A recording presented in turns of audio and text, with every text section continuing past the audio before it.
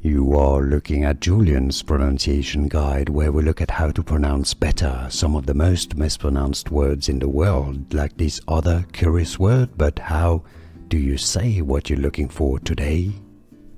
Let's learn how to pronounce these names once and for all correctly. If you want to learn more names from the Bible that many mispronounce or get wrong, make sure to stay tuned. I'll link to many of them at the end of the video so you can learn more in English. The pronunciation is as Jeconiah. I put the phonetic spelling on your screen in blue. Jeconiah.